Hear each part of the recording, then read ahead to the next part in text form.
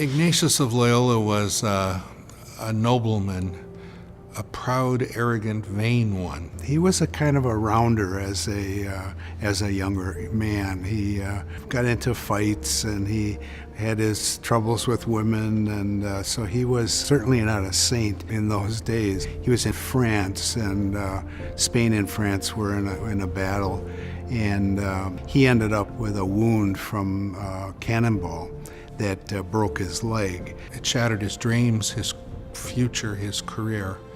And he ended up recovering in his castle, hoping to read the romantic novels of his formation period in the castle in Spain of Charles V. And instead he was brought a life of the saints and a life of Christ.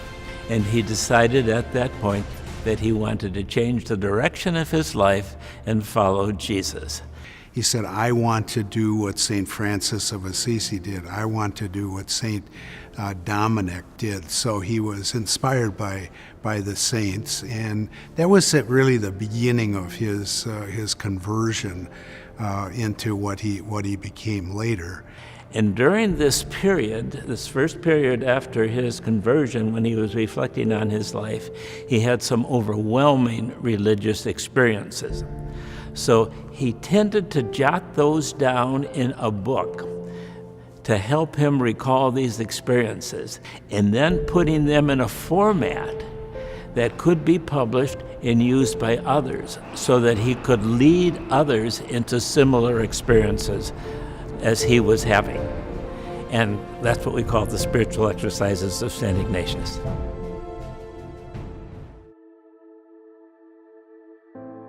Since he was a soldier, he understood that if one lacked strength, stamina, and endurance, physical exercise would be great. What he discovered is, what if I lack strength, stamina, and endurance spiritually?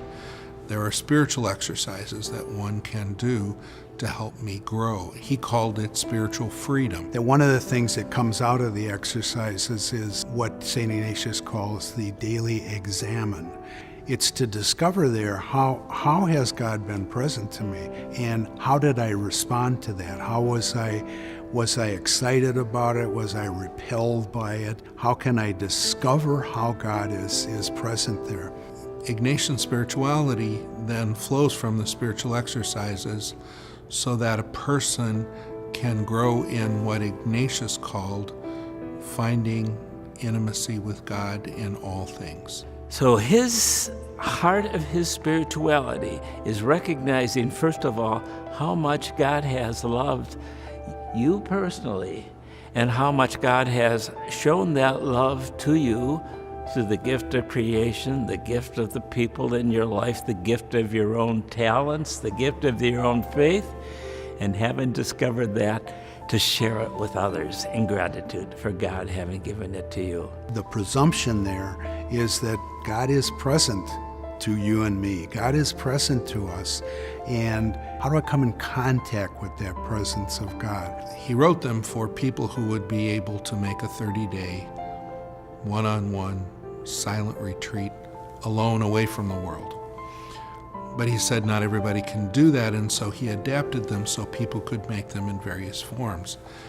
And so the weekend retreat, Thursday to Sunday, that's preached and gives people an opportunity to get away, an opportunity to reflect on the themes of the exercises, on the movements of the exercises, is a powerful experience of what Ignatius is trying to do in the exercises, is give a person an opportunity to experience himself or herself as a person in relationship with a loving Jesus. Basically the same way that Ignatius reflected on it when he composed his book of the spiritual exercises, pulling together all the experiences that he had had in prayer.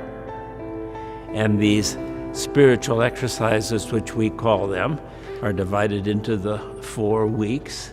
And that first week has to do with your past life, looking how much God has done for you, and then looking to see how you have responded especially to your lack of response and to your sin.